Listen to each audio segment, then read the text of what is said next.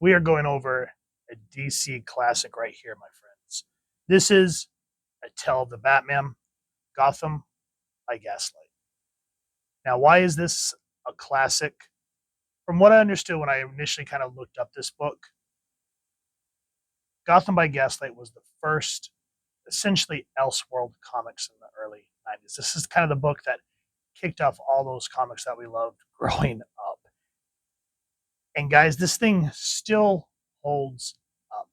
I had to go back and reread it because I just recently rewatched the Gotham by Gaslight's animated film that DC made. And while that was an entertaining watch, it still, in my personal opinion, pales in comparison to the slow burn that is this book.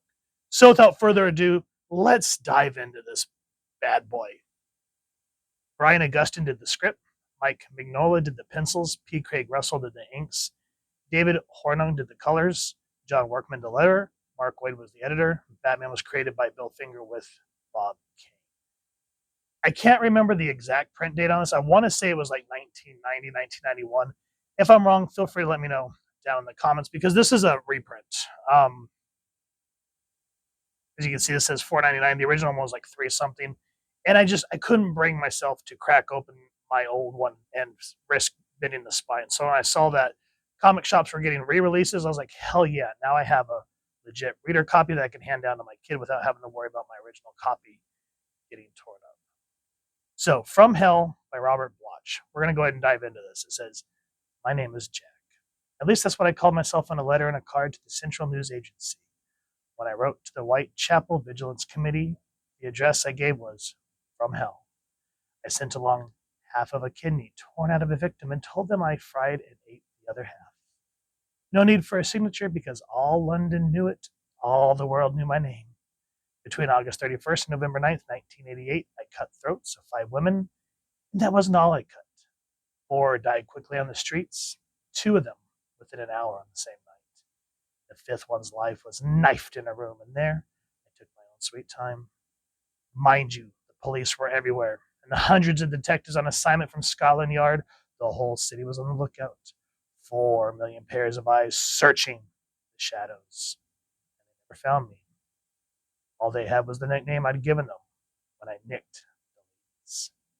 Some said I was a doctor, a medical student, a slaughterhouse worker, perhaps a bootmaker, skillful with a knife. They were suspicious of midwives who traveled the slum streets without attracting attention. For the same reason they suspected the police. Others thought I was a barrister named Druitt, a Russian secret agent, a Yankee whose letters used American slang. And then, or even Queen Victoria's own physician, Sir William Gull. The Queen herself had theories about foreign sailors. Wrong. Dead wrong. I fooled all London, and I could fool them anywhere, even in Gotham, if that's where I chose to appear. Batman? Yes, I know the name. And perhaps they'll soon have reason to remember yours truly, Jack the Ripper. Whew, that really sets the tone for this book. And so it opens up, and again, you can just see that old school, like Hellboy style Mike Mignola in the panels.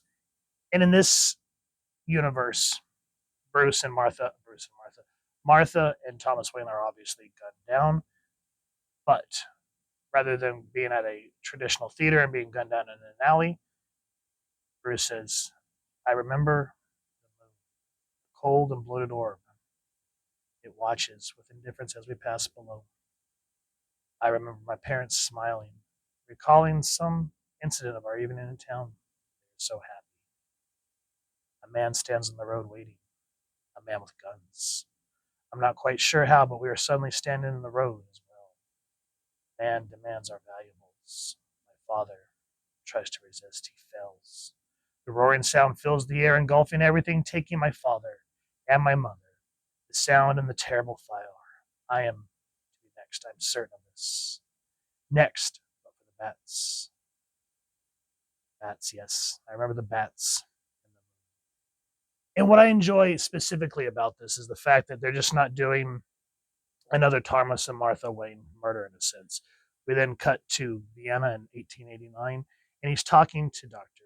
Freud about his dreams. And Freud says, yes, perhaps, but dreams can tell us so much. You know, they hold many secrets. That may be true of your patients, Dr. Freud. It is not true of me, I assure you. My dream is not some symbol laden puzzle. It is rather prosaic replaying of an actual event. My parents and I were waylaid by a brigand who murdered them. Ugh, such a tragedy. Struck down like that in front of you, so very young. Must have left scars. We can discuss this if you wish. We come to find out that Bruce was in Vienna learning from Freud, just like how he went on his walkabout in the original. But he says that as his training is coming to an end, he's returning to Gotham. He goes, my ship departs for America from London a week from next Sunday. Let's get back. I have plans to complete. May 2nd is with anticipation, apprehension, and dread that I contemplate my return to Gotham. For that which I've studied and trained so hard is imminent. 15 years. And then he runs into his uncle. He calls him Uncle Jake, which is Jacob Parker.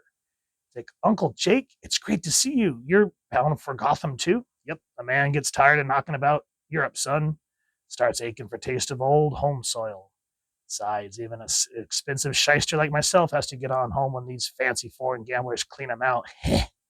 So you come to find out real quick that Uncle Jack is a very not your polite society type individual. He's a little more crude, but Bruce has a soft spot for him. Meeting with Jake is the best thing that could have happened. It's almost impossible to entertain dark thoughts while he's around. He's a pleasure. He goes, great spread, I say. They sure know how to spoil on this tub. Now for dessert, I'd like to sink my teeth into that little bit of that. She's a beauty. Really, Jake, she might hear you. Don't worry about that, Bruce. Women don't mind. That's what they're here for. Thank God, because that's where men are here too. Ha! Jake is amusing and warm-hearted, yet he can be occasionally crude. I understand my father's affection for the man, but I wonder how he ever fit into polite society. I'm sure that is a very amusing story itself. Now, we come to Gotham. Bruce meets up with Alfred after 15 years. From the outside, the manor is precisely as I remembered it. Hope that inside it still held my secrets. Welcome home, Master Wayne. Perhaps a relaxing dinner, a hot bath. Is it still here, Alfred? Surely, sir. After all this time, is it still ready? Yes, sir. It's been waiting. So we just get a very silhouetted, very much like old school Bob Kane style looking Batman suit. Then we come to find out that he has a report with Commissioner Gordon. And we get a little nod to the Joker, which is kind of cool. I want you guys to read it and check it out. And when we start to think that all is well, we go from reading Bruce's essentially journal. And real quick, I got to stop. Look at the way that the color palettes change as we're reading. When Bruce is Bruce, talking with people that he knows, which I love how Commissioner Gordon here has like that very what's the president's name? Theodore Roosevelt has that very much that look about him. But see, everything looks bright. I mean, you still have like that kind of those cross thatching that makes it kind of give that noir, dark, industrial age feeling. However, when we go into the night, see how everything gets, how the colors you start seeing the contrast more instead of the more washed out look of this sort of Victorian era looking art style. And then we notice that the dialogue changes as well. Gotham City is an overripe, fat fruit, fetid, and fit to burst. Like London is a teeming, sweating, gibbering monstrosity. And look at even how the letter made sure to make the writing look a corrupt and decaying miasma fills the air. It's everything I could want. To my horror, though, she is also here. Everywhere. As always, she mocks me with her laughter. I cannot escape. Everywhere I turn, she waits, and that cursed superior laughter. That awful sound will surely drive me mad. I must put an end to it again. But now, by today. Then, of course, we get an introduction of the Bat. And I do really appreciate how, rather than just giving us a straight look at Batman, we just get this, what's that word? I haven't had enough coffee. Silhouette style. So that when we actually start seeing the paper clippings, it says Doc Robbery Thwarted starting. And it says Bat haunts city. Is Batman killer? City gripped by fear. And again, just these stark colors, these deep shadows that you expect from something from Mike Mignola, like you'd just be reading. And then people start to realize that killings are starting to strike Gotham. I had thought myself rid of her mockery. Many times I had cut the laughter from her throat. And yet still she haunts me as in London. She proves decidedly difficult to kill. No matter, it's easy work. A task I very much enjoy. And again, just using both the panels and just the little quips of dialogue, I love how we get this violent moment and then just an empty, quiet street, like you would in a movie. You would hear like the wind going. It just adds that little punctuation to what is the carnage that is happening in this panel, and the guy that finds the prostitute. And so is Jack the Ripper in Gotham. And another thing that makes me kind of laugh, and you kind of notice this a lot. I think where it really started to click with me is how using satire in films, why it served the story without really punching you in the face, how they use people in power. I mean, obviously, I know this now, but I'm just kind of telling you my thought process is how they would use, like, this is the commissioner. Right now, Gordon is an inspector. I can't remember this guy's name off the top of my head. Not Clancy. It's not Yancey. I don't remember. Anyway, you can tell that he's very much just caring about his position. Didn't you hear me, Gordon? We have our man.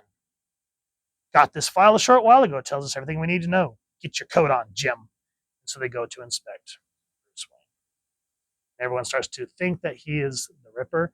And what is interesting is when we're going through the court proceeding, which is just essentially 2 pages long, we start to see how Bruce thinks he has hope, and how, as the evidence mounts, and he kind of realizes where he's kind of screwed up, and being Batman is what lands him in the slammer. But Bruce being Bruce, and his status allows him a way to slip out. And it's not until towards this very end that we finally get to see what Batman looks like. And it just very much has that awesome steampunk look about him as he finally comes face to face with the Ripper. Everything is in deep shadows, heavy fog, and you feel the weight of these scenes as the Ripper is trying to flee from the Batman, realizing that if he gets caught, everything is over. And I love in this one little panel where Batman realizes that the Ripper is more than he can chew at the moment. He goes, "Go ahead." And at that point, everything is just done through the panels, visual storytelling that says, "That's it, ladies, faster, faster, yeah!" And then we get another moment of Batman crashing after. Now, I don't want to give too much away. I know this is an older book, but I'm not sure how many of y'all have ever read this original comic, and I don't want to spoil it for y'all. Again, this is definitely a piece of DC history. And I appreciate, even on this reprint, like even on the original issue, it's nowhere to be found because they haven't created Elseworld yet. But on this, I do appreciate that even though Elseworld hasn't been around for a long time, which I miss because they give us some great stories, I appreciate that they use the Elseworlds imprint. So that was just a nice little like chef's kiss to sort of finish off this reprint. So guys, if you are a fan of Batman, Jack the Ripper era stuff, steampunk, this comic is definitely up. And if you'd like us to go over the cartoon version the animated version on the After Dark channel, let us know down in the comments, and I'll try to make it a point to get around to going over the animated as well. So if you've enjoyed what you've seen, please first and foremost support your local comic shop and go grab yourselves an original copy if you can get your hands on it, or this reprint, which for $5 I say is definitely. And if you've enjoyed this review, really would appreciate taking a moment to like, share, and subscribe. Helps the channel more than you can possibly know.